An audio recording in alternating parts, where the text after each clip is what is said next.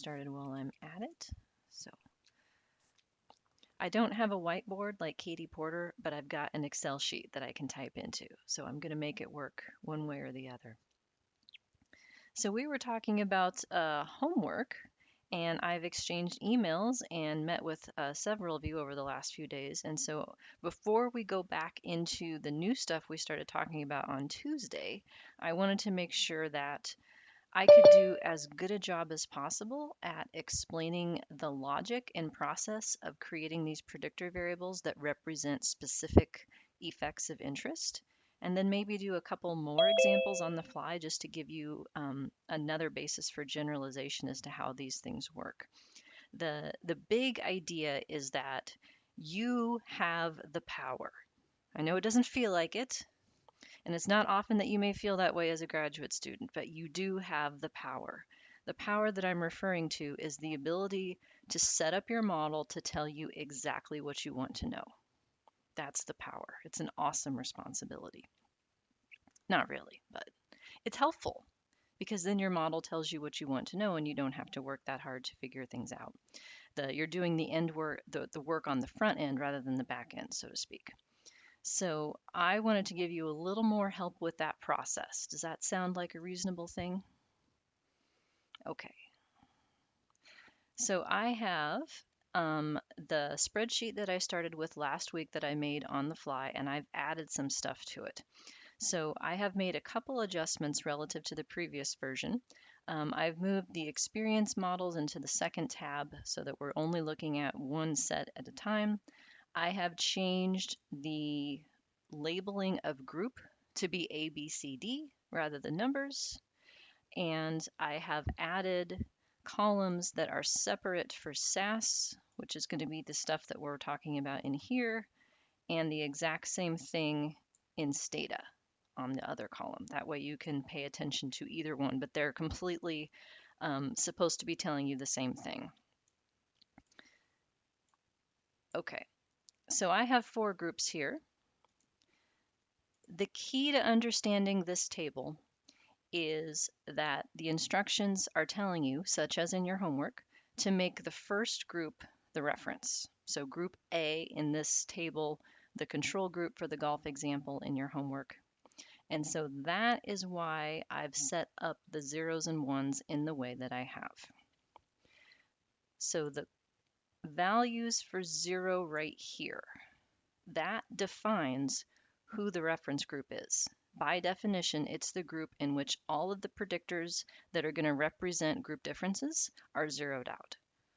So by setting all of these 3 things to 0, I have said that group A is going to be my you are here sign, my reference group, so to speak. Otherwise, as I've put in bold, each of the predictor variables that I've created has a 1 that corresponds to the group for which that predictor is going to denote that group's difference relative to the reference. And so for that reason, that's why I have named, say, this first column right here, A versus B, because A is my reference, and the job of this new predictor is to tell me how different the B group is on average from the A group. Likewise, I have named this column A versus C because the job of that column is to tell me how different the C group is from the A group. And then last but not least, the same idea for A versus D. So I have named these things because I have created the variables to mean it this way. Like the names are reflective of my intent. So I would change the names if I changed it to a different coding scheme. And we'll do an example of that in just a second.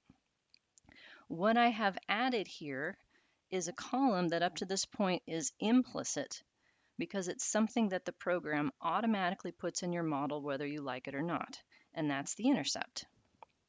The idea is that the intercept is a variable where everybody has a 1. The intercept contributes to everybody's predicted outcome. It starts in the empty model and it stays in all the rest of the models.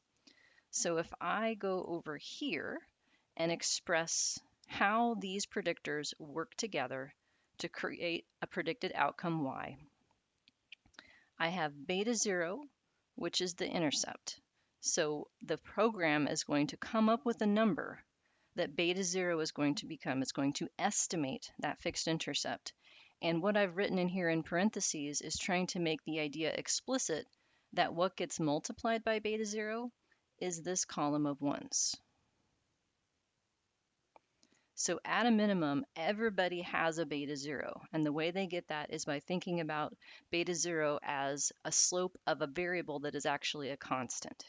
So that's another way of thinking about this is as a slope for this column specifically. Likewise, the program is going to come up with beta 1 as a slope. And what that's going to mean is that it's going to tell me how different B versus A is. And so beta 1 is a number that's constant for everybody. What it's going to multiply is this column right here that we have created with the zeros and ones. And the same thing will happen in estimating beta 2, the slope, and in beta 3, the slope for the third contrast. Okay, are you with me so far? So let's say that I know what the answer is. I've added a column here of numbers. These are the group means. The purpose of this analysis is to test whether or not these group means are different from each other. So the data that SAS or Stata has access to, they know this. If you read in the data, you can calculate what the mean is for each group. We could do that by hand if we wanted to, but the program can do it faster and better. So if I know right here what the group means are, I know what all the fixed effects in the model are going to be. So for instance, the fixed effect that goes along with this column beta 0, the fixed intercept by definition is the expected outcome when the predictors are 0. When the predictors are 0 happens for group A, their outcome is 10, therefore the fixed intercept is going to be 10. If I continue across here, beta 1, beta 2, beta 3, these are the things that the model is going to have to find. I've made the math easy for our purposes. Beta 1 is the effect that goes along with this column. The job of this column is to differentiate the mean for B from the mean for A. So if I know that the mean for B is 12 and I know that the mean for A is 10, what does beta 1 have to be? Yeah, this is another finger question. It's going to be 2 because group B is 2 units above group A. Likewise, the role of beta 2 is to give me the difference between C and A. So if the mean for C is 15 and the mean for A is 5, what's beta 2 going to be? 5. Last but not least, the role of beta 3 is to give me the mean for D relative to A. If the mean for D is 19 and the mean for A is 10, what goes here? 9. Okay. So there are 4 groups here, which means that there are 6 possible differences. 3 of them are right here. So if all I did was create these 3 columns as new predictor variables in my data set and fit the model that has those 3 predictors included, I would get the answers to what the A group mean is, because that's what beta 0 represents in my coding scheme.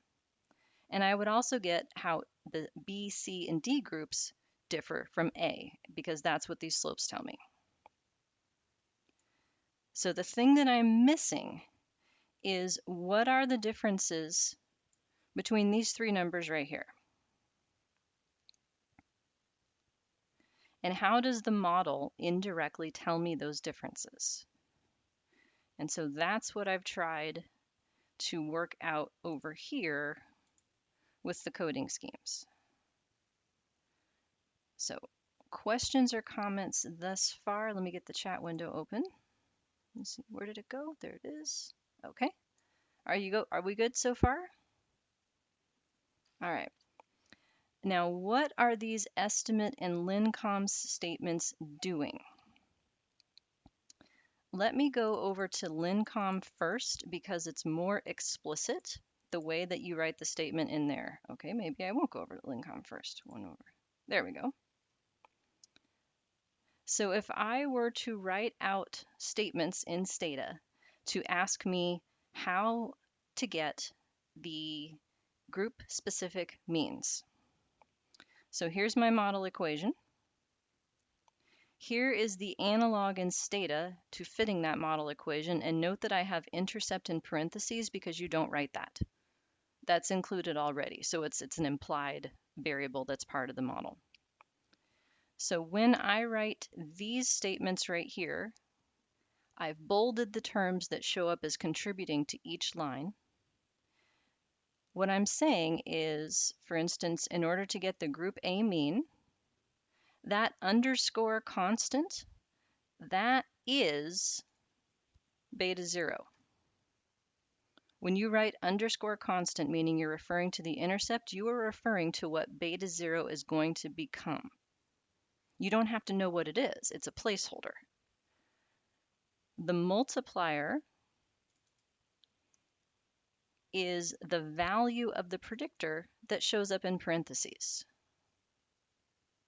And so that's why as we go through all of these statements, the constant term has a 1 for everybody, because everybody needs a beta 0 to start with to create their outcome. It's as if the constant is a slope for a predictor that looks like this, that it's just a column of 1s. And if you write out this model using matrix algebra instead, you would actually have to have a column of 1s as a multiplier of the fixed intercept to make the columns have the right dimensions for this stuff to work. After that, then each of the others, the variable name that has the C dot in front of it. So C dot is necessary whenever you want to make it do math like this. The variable name does not refer to the variable value. It refers to the beta. And it's hella confusing, and I wish I could make it better, but that's what it means. So this C dot A versus B is referring to whatever beta 1 is going to become in your data. The variable itself, the value that it has for that particular individual for whom you're estimating a predicted outcome, that's the part that shows up as the multiplier. And so if we look down these 4 columns at the A versus B, it only takes a 1 value when we're talking about the mean for the B group, because that's the only place in making the original variable where people would have a 1.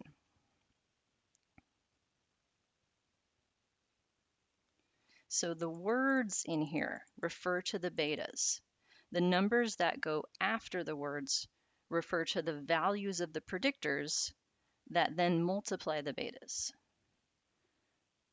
So here's the end result.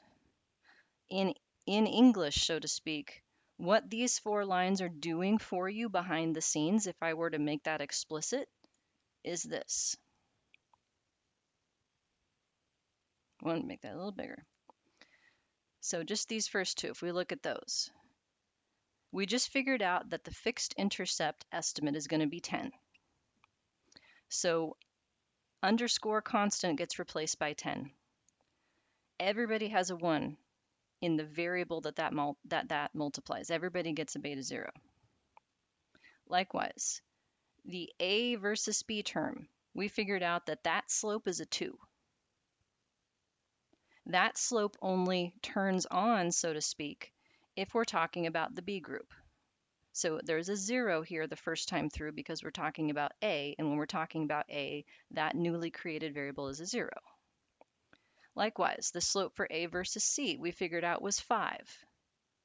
That isn't turned on yet because we're not talking about the C group. And then the last slope, A versus D, we figured out was 9. So the numbers that the slopes are going to become, that's what the words refer to in here. The numbers that you put in, the zeros and ones, they refer to the values of the predictor variables. And so the first time through, only the intercept contributes. All the other 3 predictor slopes get zeroed out. The second time through, when we're talking about group B, it's the intercept plus the slope for group B. So if you put them together, 10 is where group A is, 2 is what it takes to get up to group B. So if you put those together, you get to the 12 that group B's mean actually is. In the third one, the intercept plus the effect of being C, and then the intercept plus the effect of being D. Okay. Does that part make sense?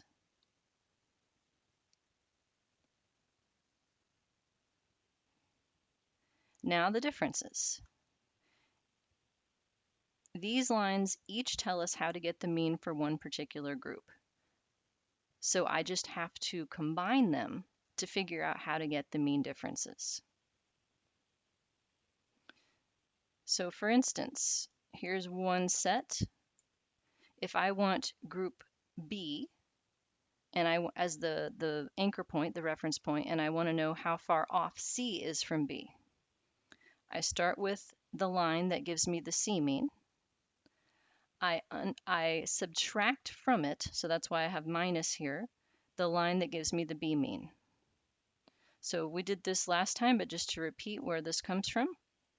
Constant times 1 minus constant times 1 leads to constant times 0. So that drops. 0 for the second term minus 1 is why I have a minus 1 here. 1 minus 0 for the third term is why I have a 1. And the fourth term is not relevant for either, so it stays at 0. So this line that I've highlighted on row 17, that's what you feed into Stata. What it's doing behind the scenes is saying, okay, let me go get the slope for A versus B. We found that to be 2. I'm going to multiply that by minus 1. Let me go get the slope for A versus C. That is going to become 5 and multiply that by 1. And so 5 minus 2 gets me to 3, which is the difference between those two group means.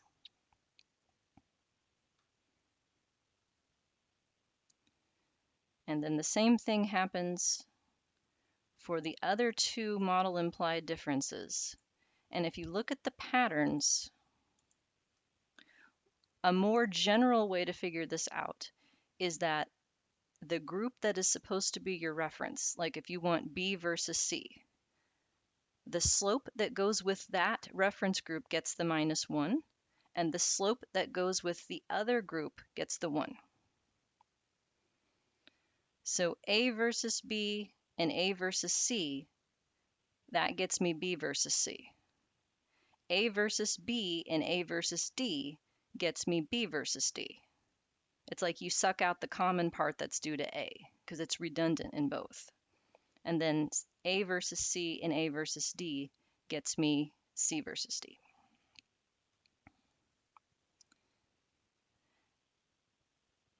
In these lincoms, the multiplication and the addition is explicit. So it looks exactly like you're filling in the model equation. Whereas the same commands over here in SAS via estimate statements, there's no explicit addition and there's no explicit multiplication. But the constant that you write after each of these gets multiplied by the variable name before it. And the terms are either added together if all of these numbers are positive, or they're subtracted if any of the numbers are negative. So like down here, this would be plus a minus 2, which works out to be subtraction. Okay. Does that help at all?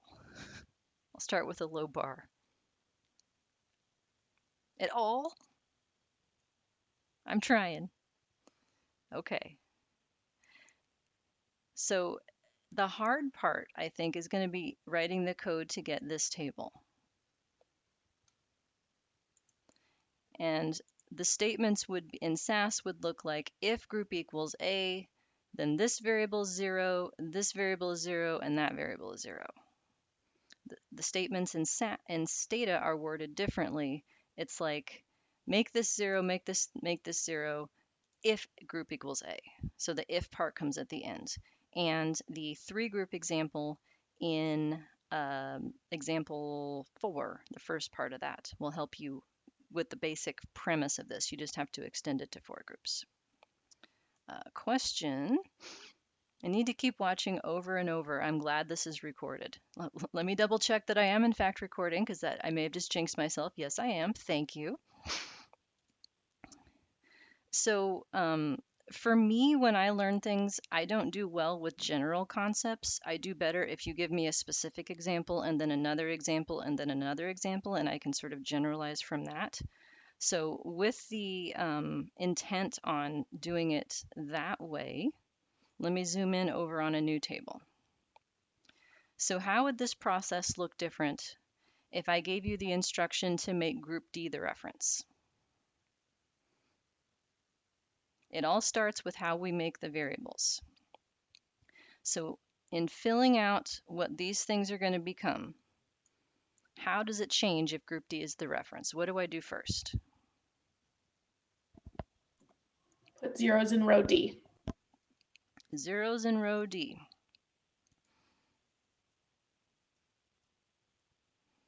Okay. Let me make all of these bold here. I should give these names, right? SAS is going to insist that I have a name. You cannot have names that start with numbers. A few of you found that out the hard way. They have to start with letters. And they also cannot have spaces or special characters besides underscore. You can't have dashes or colons or any of that kind of stuff. So these names up here should hopefully tell us what these things are going to mean. So in the first column here, what would you like this one to be? Because I've got my D group here. What should we do with this one?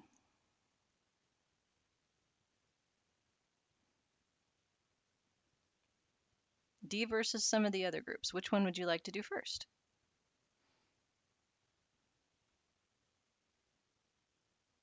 Let's go with A. Let's go with A. Why not, right? It is first. So I would call this D versus A. In the way that I name things, the reference is the first and versus is the alternative group. You'll sometimes see people do it backwards, but that's how I do it. We feel like I'm on The Price is Right. Yes, but unfortunately, I'm not dressed to be one of the supermodels who stands there uselessly and does things like that. I can't believe that's still happening, by the way. I was taking my son for a haircut inside, what is it, Sports Clips, the place that does men's hair. And apparently there are so few sports on that they had to watch The Price is Right instead. Like that is how sad the sporting fields is right now. And they were watching The Price is Right, and there were still the women standing there doing this. And I thought, oh my goodness. Oh my goodness. However, they also had James Corden on there. He was a model as well. So that made it a little bit better. But anyway, I digress. D versus A. So what goes in these columns then? If I want this variable to be D versus A, what goes here? I need a 1. What goes here? Need a 0. What goes here? 0. How about D versus B? What goes here? What goes here? What goes here? Yeah. How about D versus C to round it out? 0, 0, 1.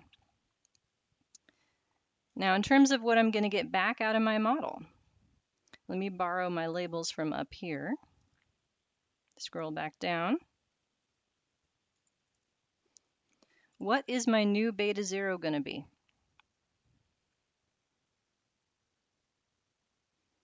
Beta 0 is my intercept, which is the outcome when all the groups are coded 0. Yeah, this is a hard one to do on fingers. Yeah, 19. Very good. What's beta 1 going to be? Oh, is it 9? And I have a question mark at the end? Yeah, minus 9. It's going to be minus 9 because D is the reference and 10 is lower. Yep, what's beta 2 going to be?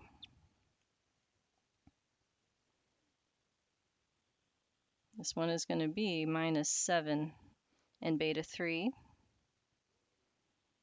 minus 4. And so if we don't do the Time. code, just do the shortcut, we can figure out the others. So question? Yep. Okay, yeah. So -7, -4. Remind me where that's coming from again. That's that's oh, it's 19. It's 12 minus 19. 19 minus yeah, it's 19 is the reference and 12 is 7 lower than 19. Oh, I see. And then it's 19 is the reference and 15 is 4 lower. Mm-hmm. Yep. Okay. So relative to 19, where do you have to go, up or down? If you're starting at 19, you got to go down to get to these groups. Okay. Yep. So we know D versus each of the others. If I wanted to know A versus B,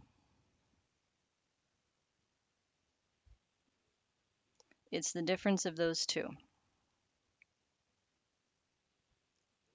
So if B, the effect of B relative to D is -7, that gets the -1 in the codes.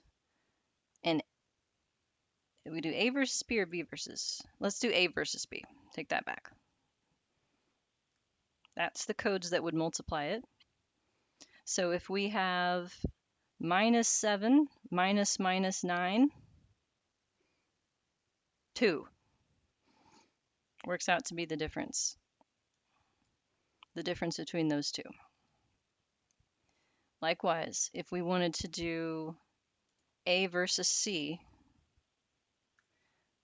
I need that slope beta 3 minus beta 1. So -1 times -9, that's a 9.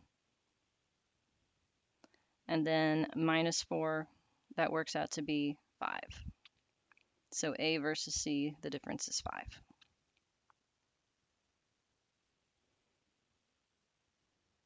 So if you know how far each group is from D, you also know how far each group is from each other. It's a combination of the slopes.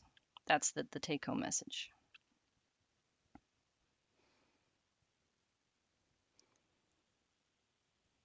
How about the last one? 2 versus 3 here. B versus C would be a -1 here and a 1 here. So that would be -1 times -7 is 7, plus a -4 gives me 3, a difference of 3. Is that right? Did I do the math wrong? It's hard for me to do math on the fly. That's a very dangerous situation. Difference of 4. That means I must have messed something up here. Anyway, point of the story, we have if we know what it is relative to each reference group, we've got the others. Now let me give you a different type of coding scheme. I'll take these ones off. A different type of model, different context. So I see hypotheses like this fairly frequently. What if you had a 3-group model and you had one group of people who were from a majority group, and you also had 2 minority groups of people that you wanted to compare? In a design like this, one might hypothesize or have a question about what is the difference between the majority group and being a minority of any kind. And among the minority groups, what is the difference between them? Those are valid questions, but it's going to require a different coding scheme. So if I had something like majority versus minority, and then minority A versus B, here's how I would set this up. I'm going to make the majority group my zero group, so they get the intercept. I am going to code both of these groups 1 to put them together. So the first slope is going to give me the difference of the majority group and then how far off the average of the two minority groups is from it. But then I want to contrast A versus B. Now, if I do this, it's not going to work.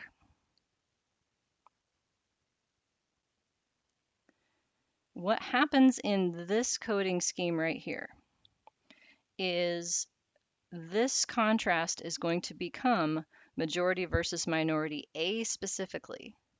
And then this one is going to pick up and differentiate those two to be A versus B.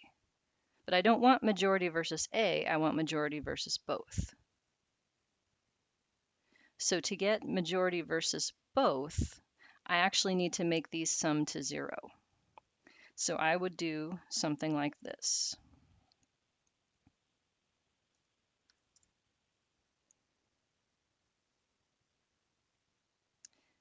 So what's going to happen is that this first column splits majority and minority, and the second column then focuses in on A versus B. So it's still 3 groups and 2 slopes, but now I've controlled how the slopes separate out the groups.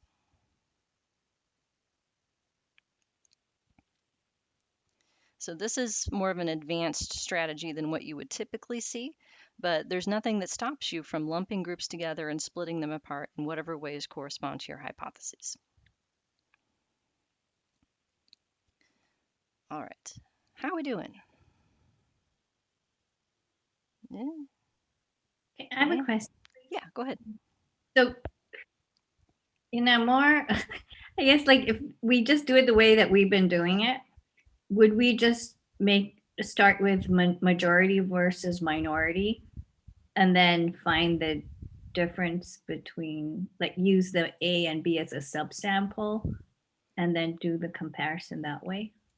Yeah, so if you wanted to do, make a copy of this. So it would be like majority versus A and then majority versus B. Is that what you mean? Is it as the way we've been doing it? Oh, can we do that? Because are these separate groups or are these subsamples of minority? The way that I'm interpreting this is that they are 3 separate groups of people. Okay. But Okay. so if you wanted to do it the way that we've been doing it, so to speak, it would look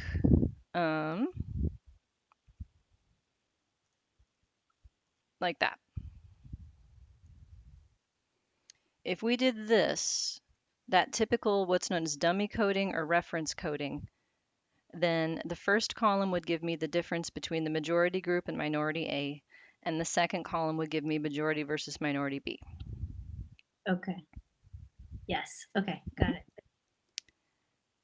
This gives me majority versus the average of the two minority groups. To answer the question, like, what is the effect of being from a minority group at all? Right? If you wanted to think about lumping those two groups of people together to answer that question. And then the second column delves more specifically into, okay, what is the effect of being in group B relative to group A?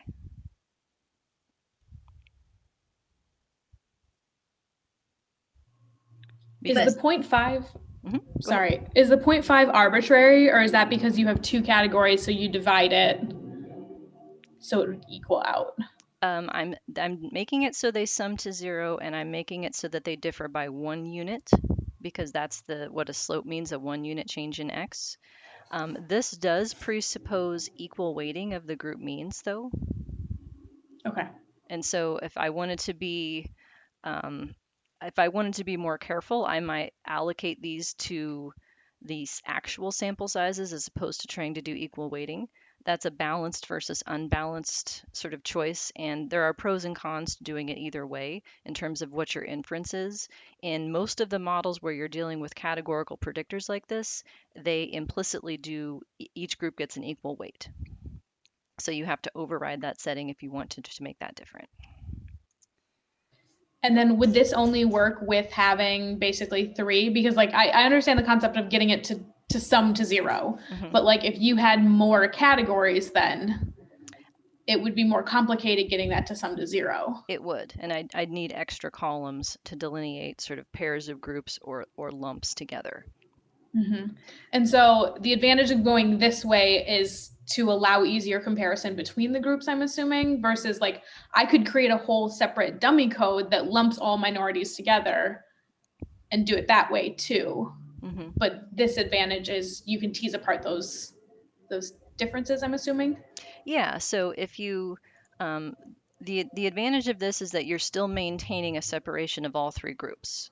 You're just doing it in a way that allows you to focus on that majority versus minority distinction as part of the story. But yeah, if you took out this column, then that would be the same thing as just saying I have 2 groups.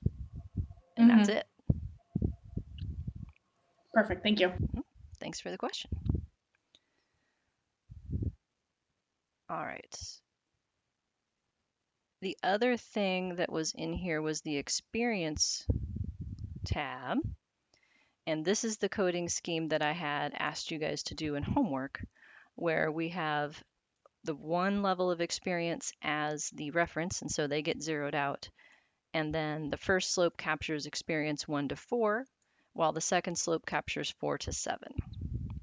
So this logic is a little bit different than the groups because we're not trying to say that there are different groups of experience. There's 7 possible levels of experience, and we're only using 3 different effects to capture that.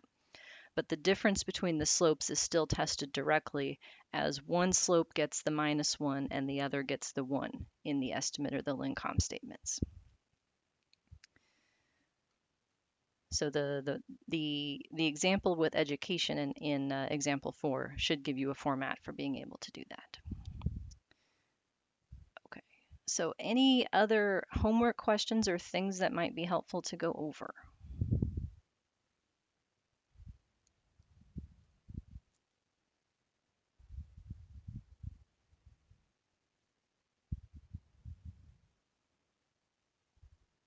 I'm not seeing any. Well, you reserve the right to change your minds. So if you come up with any, let me know. You can send me an email or you can join me in office hours. I wanted to go over I have 2 examples actually to go with this unit. One that is using the same data that we've been playing with all semester, and then the second that's using a new data set. So I thought it would be good to go over this as a way of reviewing sort of the general concepts and how they would be instantiated in one specific set of data. So I have example 5A up here for us to look at. So the idea is to take the 3 models that were in example 4, where we had 3 different groups of working class to predict income, a quadratic effect of age predicting income, and a piecewise effect of education predicting income, and put them all in the same model at the same time to see to what extent each of their effects still holds after controlling for what they have in common with each other. And okay. So the code that I'm starting off with here is literally just a copy and paste of what was in example 4, but all together. In this class, I've been trying to make it so that you have a combined example of how to do things. So it's like make the variable, put the variable in the model. Make another variable, put that variable in a model. The way that I think I do things in terms of coding, and that more people would tend to do it this way, is to build all the variables that you're going to need in one step and then run all the models. And actually, before this semester, that was the way that I had built my handouts too. And then I found that it was confusing to people because all what you needed was in two different places, which were often several pages apart. So this is more what it would look like if I know at the end of my project, I know I'm going to need to look at all of these variables. Let's get them all ready in one step. That way I don't have separate pieces of data manipulation throughout the code. So if I'm importing, say, the same GSS spreadsheet we've been playing with as example 5A, and here's SAS code, for instance, that makes the 3 category dummy codes. So you can use this as a basis of your homework as well. It would just need to be extended. So if I had 4 groups, for instance, instead of 3, I would need to have a 4th line here that says, if work class equals 4, then do. And here's my first group, or my first predictor variable, excuse me. Here's my second predictor variable, and then I would need to have a third that's in here. And what happens, folks, if I forget any of these semicolons? I know you've learned this, right? What happens if any of these semicolons aren't here? Does SAS say, oh, it's fine, I knew what you meant, go ahead? No, it's like, meh, cannot. So yeah, semicolons are life. So if it's not working, look for semicolons that may be missing. And you can tell they're missing if the colors are wrong. So like if your ends here are not blue, then you're missing a semicolon somewhere. Likewise, if you forget quotes on things, the text where the quote should have stopped will keep being purple. Like it looks like that's all part of your title. So the colors can help you once you get used to seeing what they should look like to troubleshoot these things. But note how many semicolons are here. After every variable declaration, there's a semicolon. After end, there's a semicolon. After do, there's a semicolon. They're everywhere. And comments at the end have to have semicolons as well. I saw several people make this error. So let me make a point of saying this. Okay, watch carefully. So what I have right here on my label is correct. Label is one statement, and I am making 2 labels at the same time. So I'm saying for the variable called L versus M, put the label on it that says this. So that is a larger title that goes with the variable that shows up in the output, and it helps you remember what you meant by that variable. Several of you did this. Knowing smiles, that semicolon there. It looks like it belongs there, right? There's freaking semicolons after everything else. But no, here's what SAS does if you put the semicolon there. It's like, okay, label, this is the variable she wants. Okay, fine, here's the thing. Okay, done. Now, it doesn't understand that that next line is part of your label. It thinks you are doing the same thing that you did up here, which is make a new variable and set it equal to what happens after the equal sign. So with this semicolon here, shutting off the labeling command, it thinks you're trying to make a new variable and fill it with words. That's what it's reading it as. So only one semicolon at the end of all the labels, otherwise it gets confused. So that does not go there. And then here's the same thing for the piecewise slopes. This is for centering age at 18. And then the other piece of this is that I am filtering the data set to only cases that have all of the variables that are eventually going to be part of my model, because that's what will happen whether you like it or not. People who are missing any information will get kicked out. So I am kicking them out ahead of time. That way my sample size stays constant across different versions of the model that may have different variables in it. If you want to know some better approaches to dealing with missing data, what am I going to say? Take another class. Yeah, we don't actually have a class just on missing data, but it shows up in a couple of other places.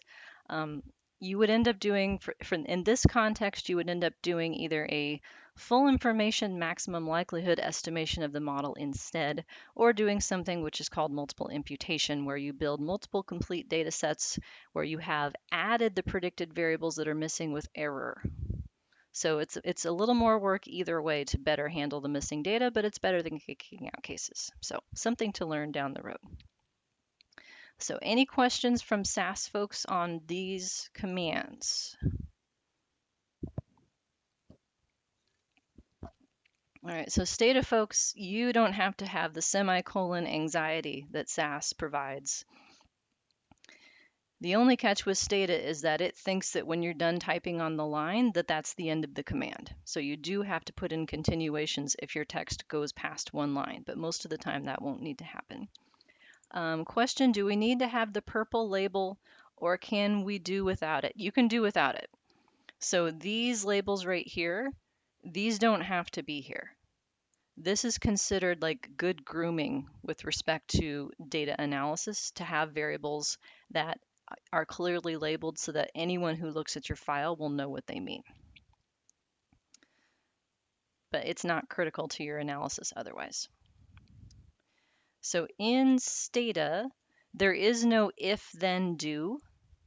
There is no like if it meets this condition, then do all these things the way that we can in SAS. And so that's why there's more lines here. So if the group equals 1, this is the variable that I'm going to fill in with zeros and ones. And so you need more lines of code to do the same thing. Same thing down here with the piecewise models. And then label variable goes at the beginning of each of these lines, and so there's no confusion about semicolons or line termination. So any questions from Stata folks on how to make new variables or do these sorts of coding?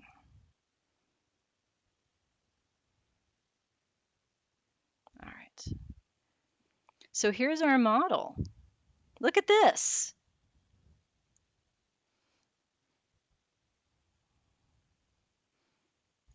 Just think, if you had seen this equation like 2 months ago, what would your reaction have been? Like, ah, what is that? But now you know what all these things are.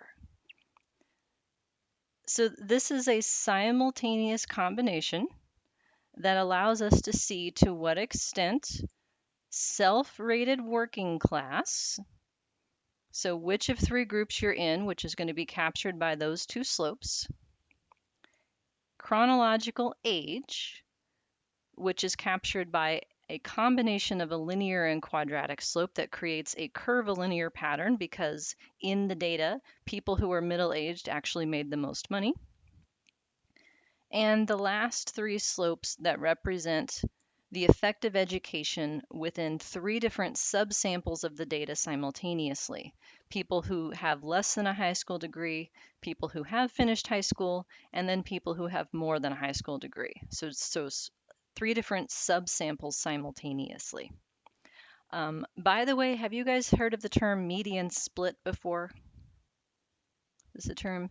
That's when you take a quantitative variable and you cut it up. Don't ever do that. Like ever, ever, ever, okay? Think about all the other instances in which we have a lot more information and we reduce it to less information, right? That's almost never a good thing. If we take a quantitative variable and cut it up into low versus high, there are going to be people right at the cut point who are closer to someone in the other group than they are to the rest of their group. So if you're in a situation in which you want to make a categorical distinction and you want to talk about kinds of people, but the way that you've collected the data is amounts of something, this type of approach, these piecewise slopes, can get you to that same point. I'm talking about different subsamples of people, right? It's kind of like I have 3 groups here. I have people who didn't finish high school, people who did finish high school, and people who went beyond high school. But I haven't reduced the data to just you're in group 1, 2, or 3. I've kept years of education continuous, and instead I've fit a separate slope for each section of education that corresponded to the grouping that I had intended. So you don't ever want to cut up a continuous variable if you can help it. Trying to find ways to categorize it and look at amounts simultaneously will help you to retain the information in the variable.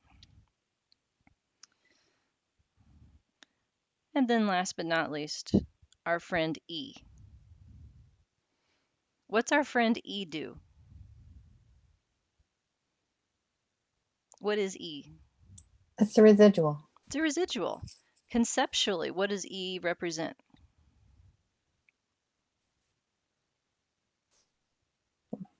The difference between what? Oh, Deborah, you want to go? Go. No, go. The difference between what the model predicts and what the actual value is. Mm-hmm. So how far off from the prediction you are?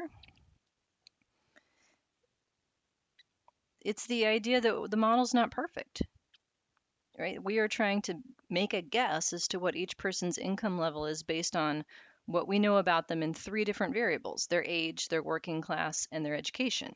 That's not going to be perfect. The question is, how much information did we capture with the variables that we've added and versus how much is left over?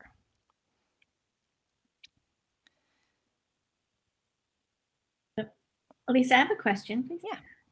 Is there like a point where it becomes too unwieldy, where you have too many predictor variables, and so it just becomes counterproductive? Potentially. The traditional approach to fitting these models would be to test things that you think are relevant, and if they don't contribute to the model, to remove them. And so from the eye of avoiding that situation, sometimes people would trim their models down, so to speak. That becomes problematic, I think, if you have a research question that you need to answer, and the answer to the question is no, this doesn't matter. Then leaving something in the model that doesn't matter is actually informative to the reader. It says, no, I tested this and actually it doesn't relate to this outcome. So I would keep it in to make that point. How many slopes could you possibly fit? Let me ask you that. Do you know? That there is an answer, actually. The answer is n minus 1. Oh, okay. The number of samples minus 1. The number of people minus 1. And do you know why the minus 1 is there? Degrees of freedom. That is degrees of freedom, but where does the minus 1 come from?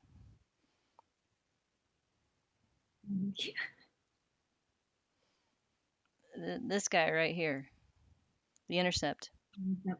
You Okay. always have the intercept. That's the minus 1. So from that perspective, I have 734 people in this data set, and I've only estimated 7 slopes. So it could get a lot more unwieldy. But I thought that was complicated enough for an example, don't you? It could get worse, right? I'm being nice. See? It's a good question, though. As complicated as it needs to be to answer the question or to pay attention to the nuances of the data. Where we're headed after Thanksgiving break, by the way, is actually making the models more complicated. Because each of these effects assumes that the effect of that variable is going to be the same for everybody. So the effect of age, for instance, doesn't matter if you graduated high school or not. The effect of being older is the same. But what if age matters more in people who didn't graduate high school? Could that happen? Or said differently, what if getting a graduate degree matters more in younger people or older people? Could that happen? Sure it could.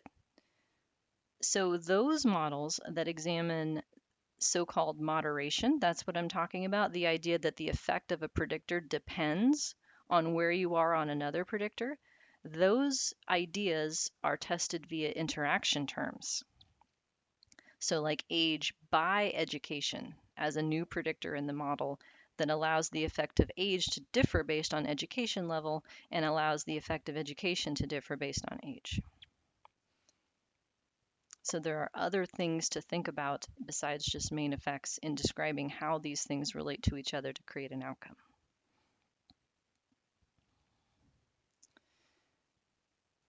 All right. But what we're going to look at for today is none of that. Just the question is, how much does each of these three predictors matter after we control for the others? What are their unique contributions? That's what we want to know. Because your rating for which group you're in is likely going to be related to your education level.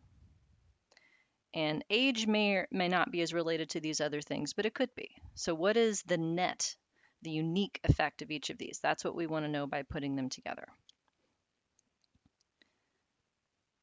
So the model code then, I've got SAS first and then I'll have Stata. There's not much that's new with respect to the model, there's just more stuff in it. So I'm fitting a model that has all 7 slopes simultaneously. The intercept shows up by default, so we don't have to type that. It's always going to be there. I'm adding 2 new options, I think, that you may not have seen yet.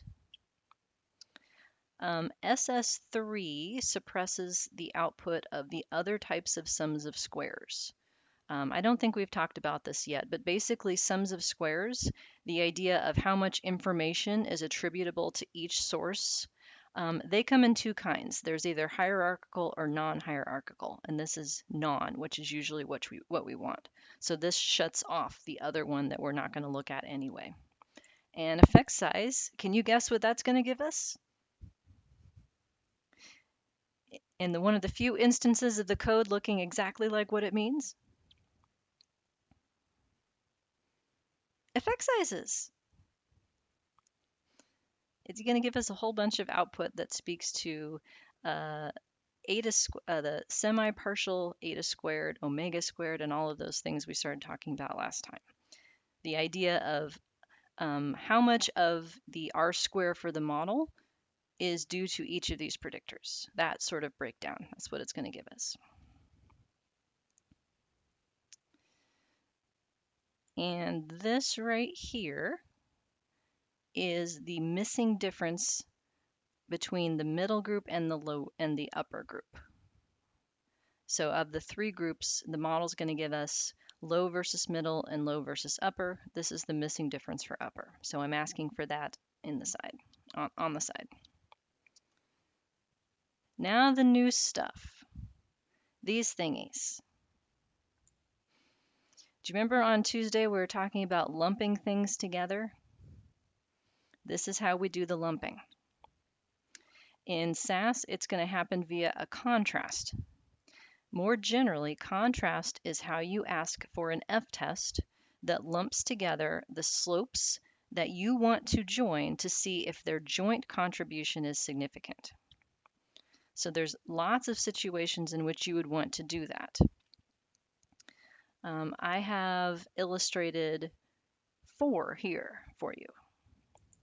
So the general format of these statements is in purple is a label that you write. So this is whatever you want to say. It's going to show up on your output, so it's helpful for you to tell it what you are asking for.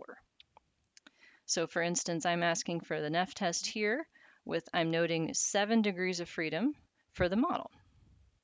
So this first example, I have listed every single model predictor, followed by a 1, followed by a comma. What I am asking for is 1 of each of the slopes and asking it to treat them as separate parameters via the commas and give me a joint test as to whether all 7 of these things together are different than 0.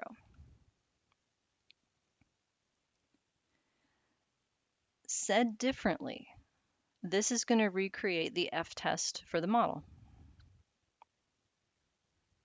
This is already done for you in every instance, and so that's why we haven't seen the code yet, but I wanted to see how you could ask for it in order to contrast that with what's to follow. So if I wanted to know if my model on the whole, all 7 slopes simultaneously, significantly predicts my outcome variable, this is going to give me my f-test for it and the r-square that goes with it.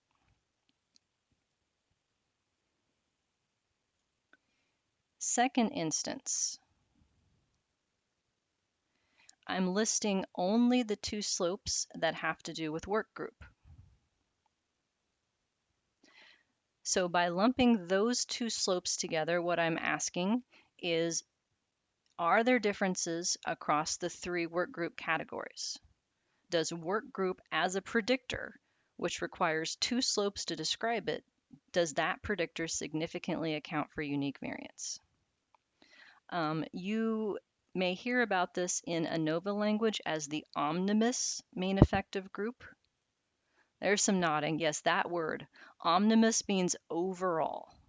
Means, are there differences between groups? And this is an up-down vote by lumping all the possible contrasts together. Because by putting in both slopes together, I could get any of the group differences. It takes 2 slopes to get to my 3 groups, carved up any which way I want, as we talked about earlier.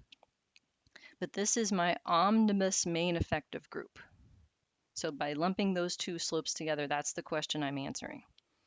Similarly, but not in ANOVA language, I have lumped together the linear and quadratic effects of age, because this is my joint test as to whether age significantly predicts my outcome variable after controlling for the other predictors in the model. So it's an omnibus effect of age, so to speak, even though age is a quantitative variable in this instance. The answer to does age matter is what that f-test is going to give me. Do those 2 slopes work together? Similarly, the last one lumps together the 3 slopes that describe the effect of education. Does education significantly predict income? That takes 3 slopes to describe its effect. I'm going to get an f-test and an r-square that goes with that.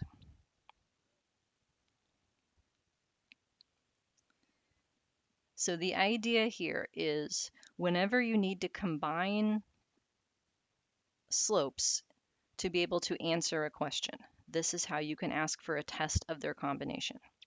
And you can do it simultaneously in a model that has more than the slopes just that you're of interest in.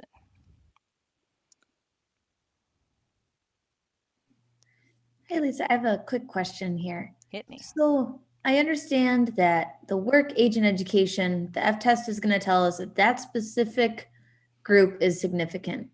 But going back to the first one where it's just for the model and we're not specifying a specific group, that means we're combining all of it together to find if it's significant or not. Mhm.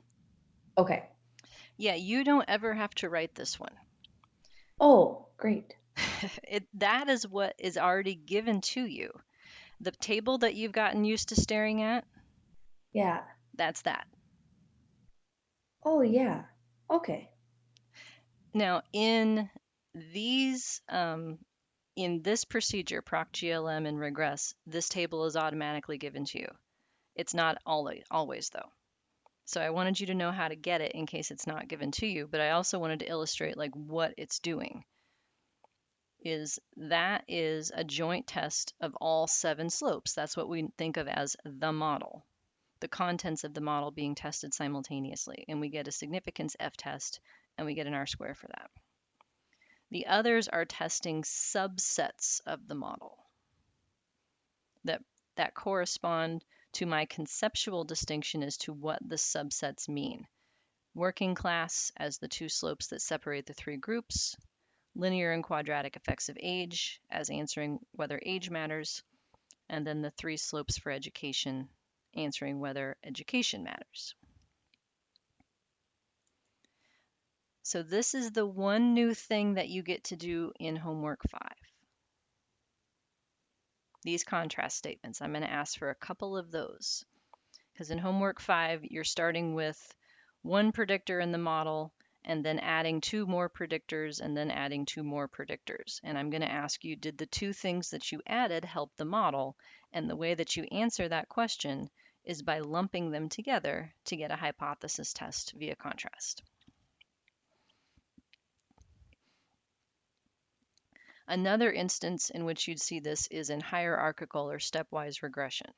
If you're adding variables to the model in steps like I just described, the F-test for the R-squared change is this.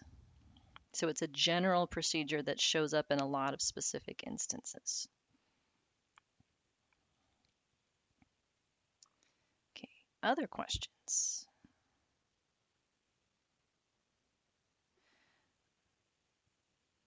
Let me show you, before we dive into the output, what it looks like in Stata. So on page 4. It is similar, but not quite the same.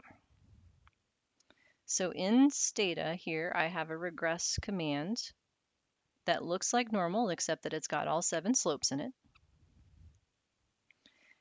As usual, the outcome variable has to come first, followed by all of the predictors for which you want the slopes. And I've got C dot in front of each so that we can do math on them if we wanted to. I've got my lincom here to get the missing group difference. So if I want middle versus upper, the contrast that gives me low versus middle is the -1, and the contrast that gives me low versus upper gets the 1. And then instead of contrast, in Stata, it's test. And test wants you to put each slope that you're testing in a separate set of parentheses and set it equal to 0. So again, this is a little more explicit than what SAS says, because it's like, what if this was 0, and what if this was 0, and what if this was 0, then what would you get? Like that's what test is trying to say. What if each of all of these things that are listed were 0 simultaneously? Note this thing right here. Stata folks, you haven't seen this very often, but it's important. The 3 dashes are a line continuator. Because if you return to a new physical line of code, it doesn't understand that you're still talking about this same test statement. So this is something that you had to do in earlier versions of Stata. I forget which version they discontinued it in, but just in case you're using a version that's not the most current one, adding this continuation makes it so that you can continue the same command across lines. So the F-test for the whole model would be replicated by this line. So that's what that's giving you. The F-test for the whole model that's already provided, if you wanted to ask for it, the first test statement is what that would give it to you. Then we have one for the overall effect of working group, so the 2 slopes that distinguish the 3 groups. I have one for the joint effect of age, linear and quadratic, and then one for the joint effect of education.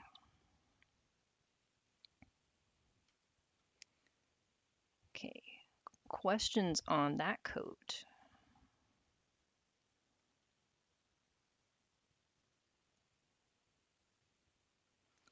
All right. Let's stay in Stata for a second, and then we'll go back to the SAS output. So I've highlighted the things that you would want to pay attention to in your report. First off, our friend right here, mean square residuals, otherwise known as what, folks?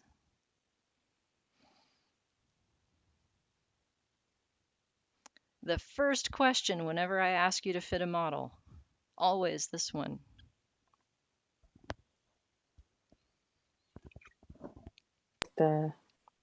Is it the residual variance? It is the residual Yeah. variance, and it is Okay. mean square error also. Mean square residual or mean square error or residual variance.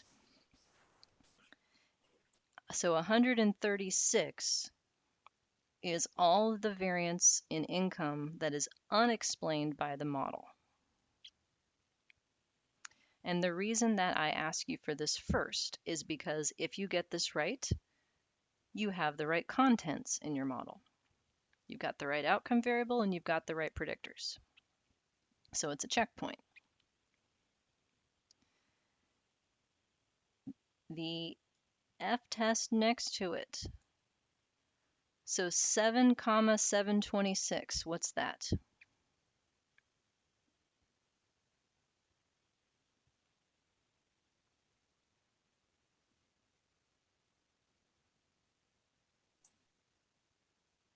Is it? Oh, Is it what?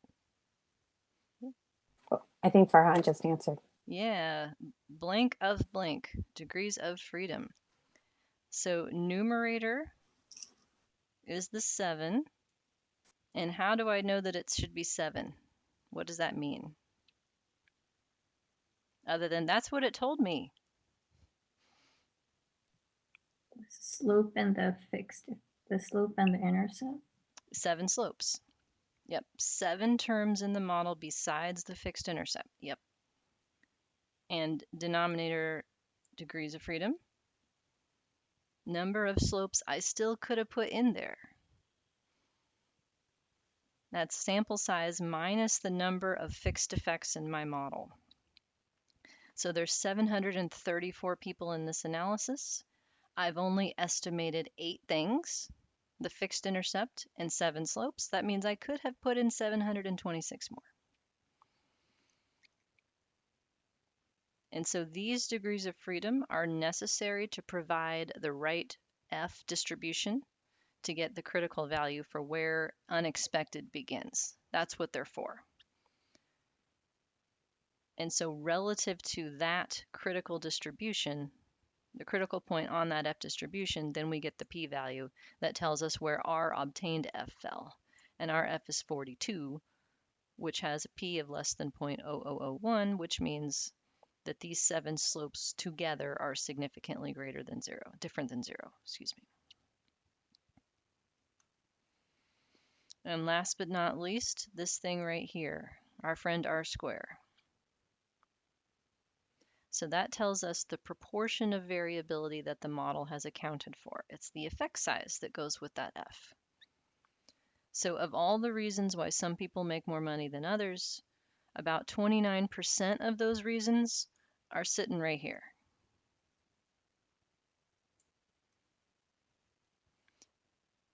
Let's see, 71% are still unknown. So that's the amount of variation that's unknown. It would be 71% of what was originally in the empty model. That's what's left.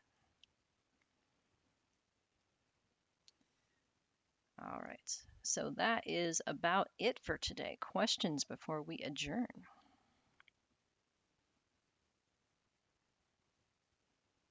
All right, then let me know if you need anything. Otherwise, have a good weekend. Homework due Monday. See you next week, guys. Thank you.